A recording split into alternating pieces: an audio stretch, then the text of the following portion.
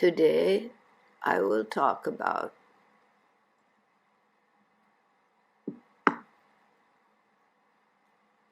the world you live in.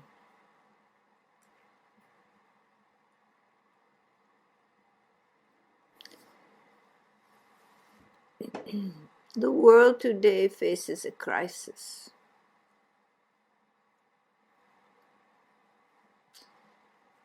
That crisis is a spiritual crisis.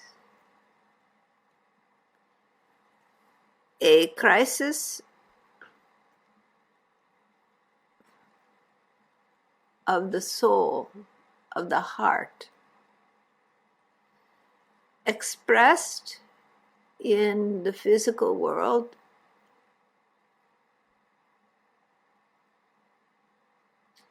in the variety of collective circumstances that face the planet today. There is one point about all of these circumstances: the pandemic, the racial problems of discrimination and injustice in various forms around the world, the leaning of conservatism and reaction to the world situation, wanting to return to the past and past glories.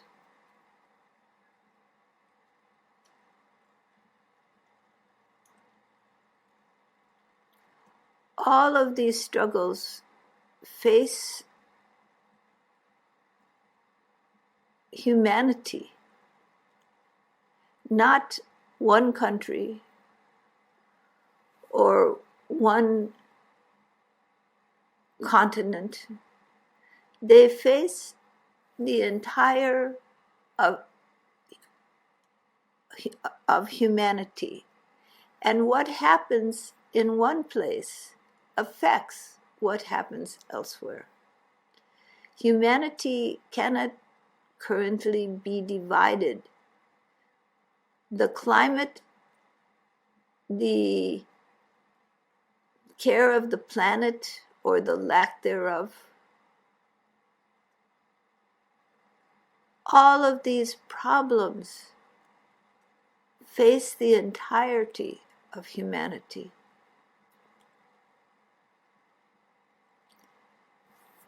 Gone are the days when one nation can make it on its own, independent of others.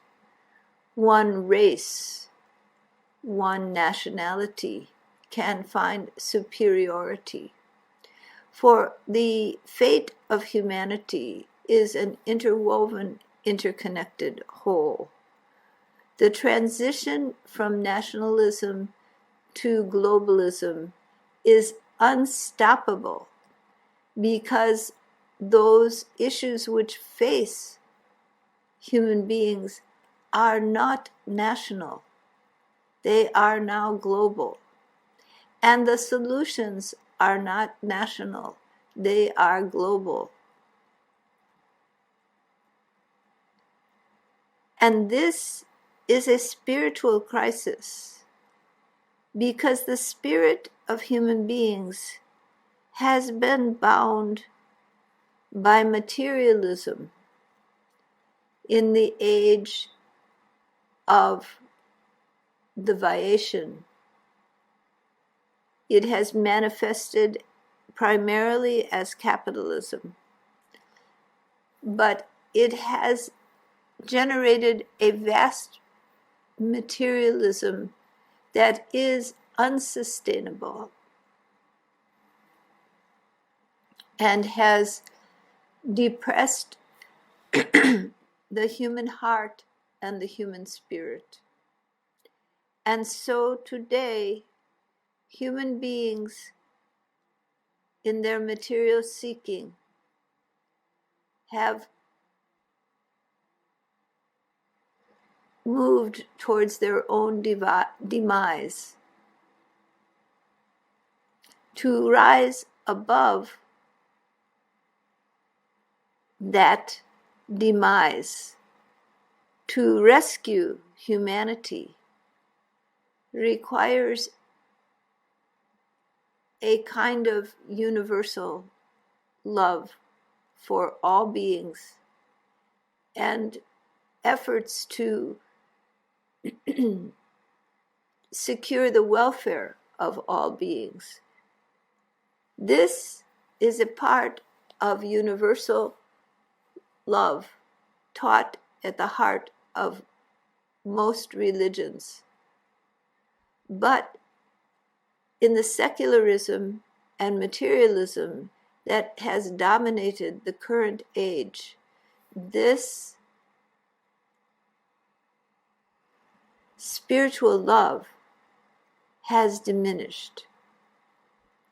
Greed,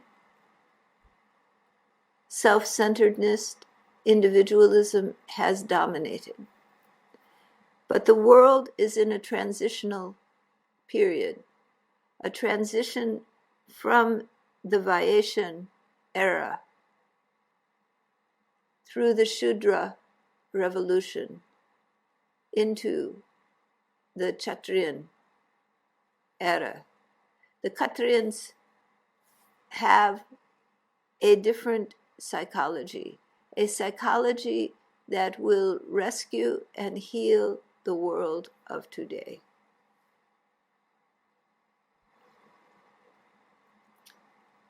It need not look military or like an army, but an approach, a value system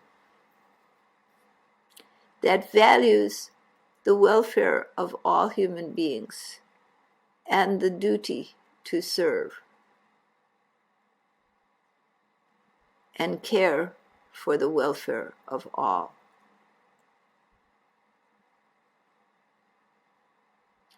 The true Kshatriyan is not just a soldier, but one who values noble cause, one who values dharma, one who values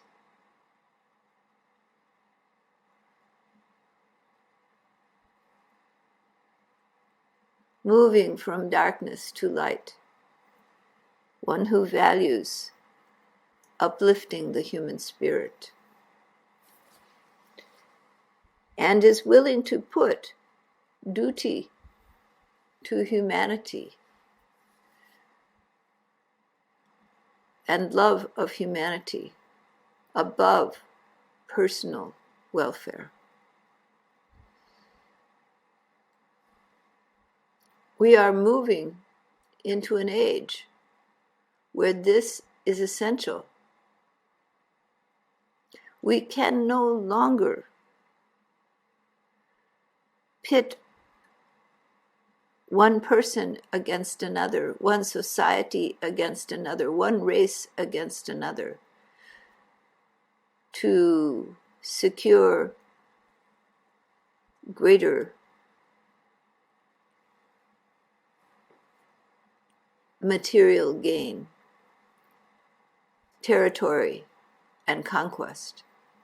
This tendency of the human mind to move in these directions and to use violence to secure these ends is leading to the destruction of the very planet we live upon. This cannot change without a shift in consciousness, a shift in the value base of people.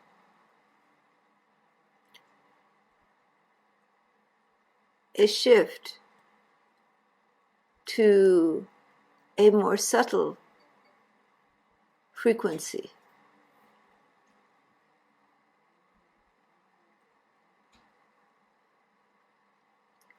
No amount of resistance, no amount of reaction can change what is occurring.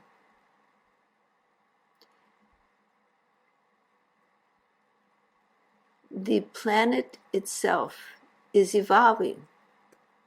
Human beings are evolving. And this evolution is a spiritual evolution. The spirit of human beings needs to expand to be inclusive, to work for the welfare of all living beings.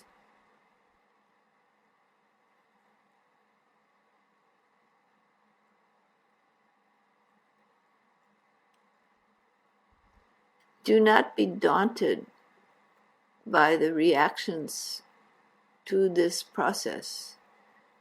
As I have said, a corner is being turned, and those reactions will have less and less appeal to people.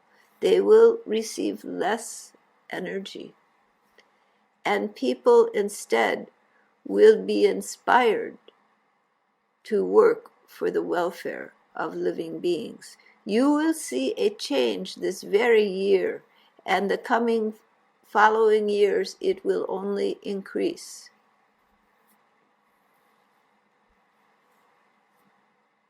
The way forward is before you. It is not for one country, one society, one race. It is for humanity. And humanity will join together to face the global issues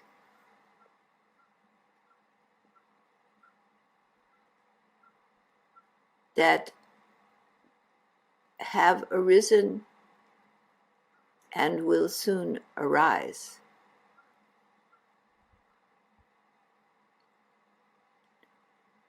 So that human life and all life upon this planet may survive and flourish.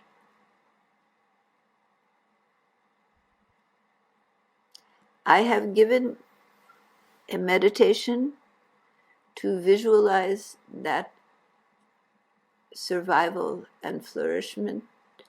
I would encourage all to do that meditation periodically, to visualize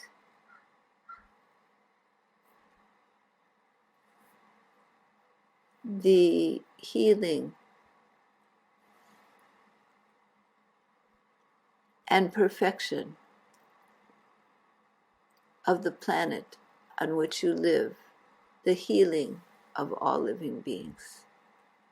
Now is the time to create that positive vision, that it may become truth in this physical world. And it will become truth in this physical world.